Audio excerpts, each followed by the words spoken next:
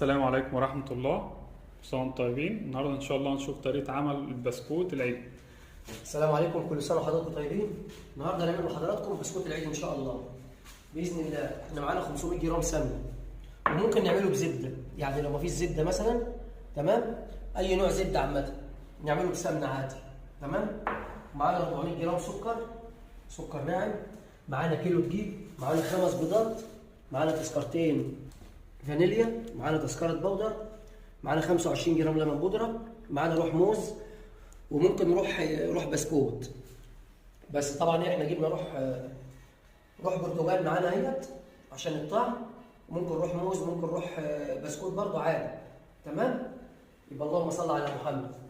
معانا 500 جرام سمنه هنخزنوهم في المضرب، وممكن برضه يا أستاذ علي نعملوها على ايدينا. يعني ممكن لو في بوله برضه سلستين نشتغل السمنه دي على ايدينا نربوها بالايه؟ بالسكر. يعني مش لازم مضرب، لو ما فيش مضرب في البيت ممكن نعملها ايه على ايدي، يعني بمضرب يدوي بايدي، حتى بايدي نطلعها بايدي عادي، نحطها بايدي هي والسكر لحد ما تبيض معايا خالص، وننزل ايه بالنواشف بتاعتها تمام. اللهم صل على النبي. كده السمنه حطيناها. اللبن هينزل على الدقيق تمام. احنا شغالين على كيلو دقيق كده شيء. على كيلو دقيق اهو تمام. والبودر الاخر نفس النظام هينزل على الدقيق تمام، وهنقلبهم على بعض ونبقى نضيفهم في الاخر تمام. الفانيليا هتنزل على البيض، طول ما في بيض في فانيليا معروفه، سواء سايله عشان تكسر الزفاره. طبعا السكر ينزل مع السمنه تمام. 400 جرام مع النص كيلو تمام. بسم الله الرحمن الرحيم، توكلنا عليك يا رب. بسم الله الرحمن الرحيم. بسم الله الرحمن الرحيم. طبعا السمنه واخد بالك مش هتنفع معايا قوي تمام. لازم تكون بدرجه حراره المطبخ، ما تكونش سمنه سايحه بمعنى صح.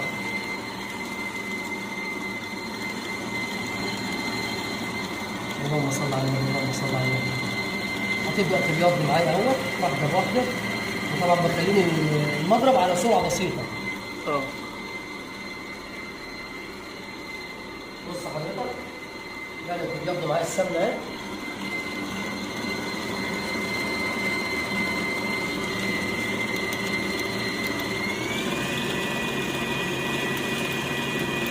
طبعا مش معنى كده ان انا هننزل بالبيض على طول، لا لازم نسيبه براحته لما تبيض خالص، تعمل فوليوم معاه.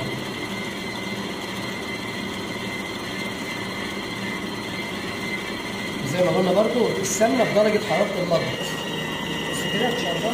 اللهم صل على النبي. بص على المطبخ شويه، السمنه لونها اتغير، حتى لونها ابيض تمام. كل ما تعلى معايا ولونها ابيض احسن، كل ده احسن في البسكوت تمام. طبعا البسكوت ده غير بسكوت الكيس. بسكوت الكيس نسبه البيض اكبر من 2 أو 3 تمام، بنزود له بيض او 2. حتى المجادير، لان الكيس طبعا بيبقى سهل، انما ده بسكوت مكنه اللي هي بسكوت يدوي. ده بسكوت مكنه يا جماعه، مش بسكوت كيس اللي هو سن التمساح تمام. لو بيبقى سن التمساح ده ده احسن موز ده.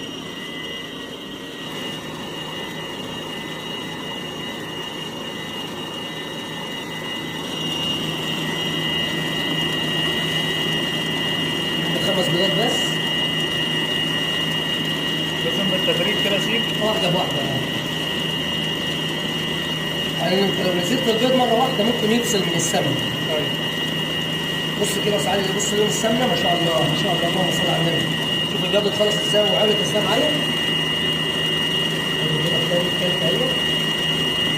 وزي ما انت ذكرت يا شيخ ممكن نعمله الزبده عادي. الزبده طبعا، لو زبده فرن بيبقى جميل. بس دلوقتي الزبده الفرن برضه، يعني انا لو ما عنديش امكانيات مثلا نعمل بالزبده، بس السمنه عادي نعملها وبيبقى زي الفل معايا ما شاء الله. الرابعه ولا الخامسه؟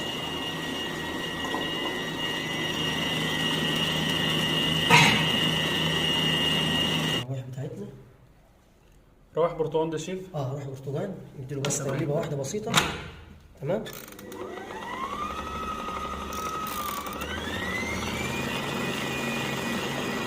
عليه على اللبن البودرة اول بودر اللي حطيناه تمام. فيه ننزله بيه ونقلبه على الدقيق ايدينا. واللبن مع بعض. ونقلبه على ايدينا. ممكن يا سعالي لو ما فيش لبن بودره ممكن ايه نحط ايه في حدود 50 جرام او 100 جرام. تمام. لبن لبن فريش يعني. اللبن العادي.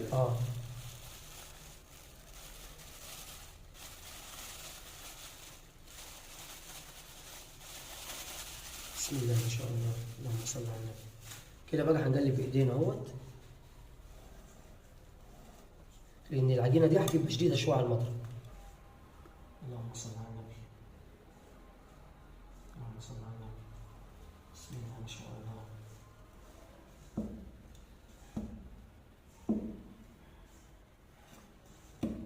ممكن مضرب يدوي برضه شيف. هو المضرب يدوي بس عايز حاجه واسعه، بس مش هينفع المضرب اليدوي، لازم الايد. لازم تقلب كده العجينه. بص بدات تتقل معايا، بدات تشرب اهوت اهي، بدات تتقل معايا، فالمضرب مش هينفع فيه، لازم الايد. الايد ليه بقى؟ انت ممكن تلاقي حته عجينه ما شربتش او في لسه شويه دقيق ما تقلبوش، فانت بتجيبها من هنا ومن هنا اهو.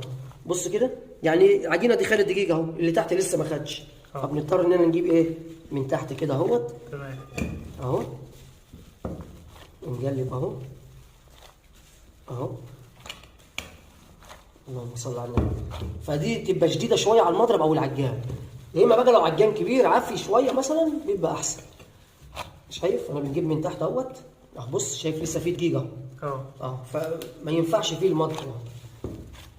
اللهم صل على النبي. شايف العجينه شاده ازاي وحلوه ازاي وناشفه ان شاء الله. غير طبعا غير عجينه الكيس، بتبقى هوينه شويه عشان تنزل من الكيس معاك من البلبله وانت بتصب شويه.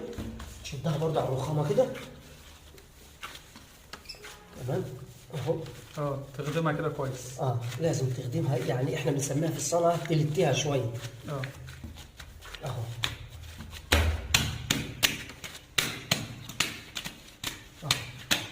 ما شاء الله عليك. ناخد منها كوره كوره كده. تمام. تبدا تحطها بقى ايه هنا، تتك على المكنه كده. بسم الله الرحمن الرحيم.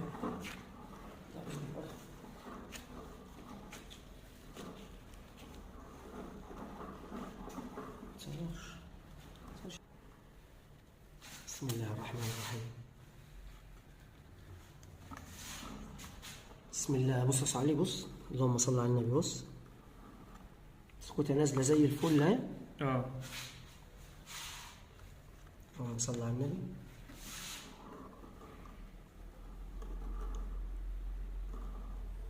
اهو. طبعا انا عايزها طويله عايزها قصيره زي ما انا عاوز. دي في ايدي يعني. ولو جت طويله في الاخر ممكن نجيب السكينه كده اهو، واخد بال حضرتك، ونقصر دي كده ونقصر دي كده. واللمواس دي مش احسن حاجه برضه شيف؟ لا المواس ديت لا، في مواس ثانيه بتبقى يعني غليظه شويه، ديت رفيعه شويه، بتطلع العجينه رفيعه بتاعت محلات الحلويات. الثانيه بتبقى غليظه شويه، فبتنزل حته البسكوته محمله شويه. واخد بالك؟ لان دي بص هنا كده، ادي هنا فتحه اهي، دي بتاعت البسكوت اساسا اهي. تمام. بس ضيقه. الثانيه بتبقى مسافه واسعه شويه، فبتنزل حته البسكوته محمله شويه من المكنه. تمام يا شيف. طب ورينا شكل تاني كده يا شيف. حاضر عينيا. بص كده يا سليف، هي ديت غليظه شويه. تمام. بس معقوله يعني. بص جميله والله، شكلها جميل. بص اهي. اللهم صل على النبي. هي لازم تبقى ماسكه نفسها برضه. طبعا لازم العجينه تكون غليظه شويه اهي. اهي. اللهم صل على النبي. عشان البسكوت ما يتفرفتش بسهوله. طبعا لانه بيستوي بيبقى ضعيف. ايوه. شايف؟ اللهم صل على النبي. شايف يا صالح؟ تمام يا شيف. لازم بقى تتك كده عشان العجينه طبعا اهو ما تقطعش معانا. اهو. وزي ما قلنا عايزها صغيره ماشي، عايزها طويله ماشي، زي ما انت عاوز. تحكم فيها براحتك. وممكن تغير اي موس انت عايزه براحتك. انت معاك كذا شكل. تمام. كذا شكل هنا. تمام يا شيف. تمام. هنخلص ان شاء الله شيف وندخله برضو الفرن ان شاء الله. تمام. ولما يطلع ان شاء الله يا جماعه ادي شكلين اهو. ان شاء الله لما نخلصوه هنجيبه لكم ان شاء الله، احنا برصوه. تمام ان شاء الله. اللهم صل على النبي. شايف؟ ولسه يعني احنا عاملين 3 صواني وصاج ولسه معانا عجينه اهي. تعمل كمان صاج. ده كله ده من كيلو دقيق ونص كيلو سمن اهو. تسلم ايدك يا شيف. الله يخليك يا باشا. بسم الله ما شاء الله بألف هنا. اللهم صل على النبي. شايفه صاج؟ حاجة بألف هنا وشفا والله. بص يا سعالي في معلومة كمان. شايف الرصة بتاعت الصاج كده؟ كلها اسطمبة يعني.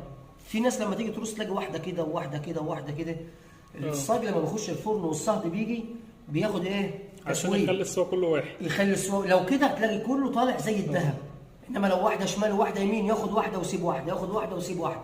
عبال دي ما تستوي ودي تستوي، يعني لما الاولانيه تستوي عبال ما يسوي الثانيه يكون فحم الاولانيه. فلازم الرصه دي كده واخد بالك؟ تمام. رصه الصاج بالذات غير الصواني، لان الصواني طبعا مدوره عمرك ما تطلع رصه سليمه ولا عدله زي دي. هو الاساس المفروض يبقى صاج. المفروض يبقى صاج مربع. شايف؟ اللهم صل على النبي. كده دي شكل كمية البسكوت اهي، طلعت من الفرن كده ورصيناها في الصينية. شايف صاحبي؟ اللهم صل على النبي. ما شاء الله شيف. سلم ايديك. الله يخليك. انا والشفا. طبعا الكيلو دي عمل لنا كمية كبيرة. عمل لنا بتاع 2 كيلو ونص بسكوت ولا 2 كيلو. 2 كيلو ونص، 2 كيلو 2 كيلو ونص بالظبط. اهو. ما شاء الله. لقمة خفيفة وهشة. بص فراولة. ما شاء الله. ما شاء الله الشيف تسلم ايديك. الهنا والشفا يا باشا. ألف هنا وشفا.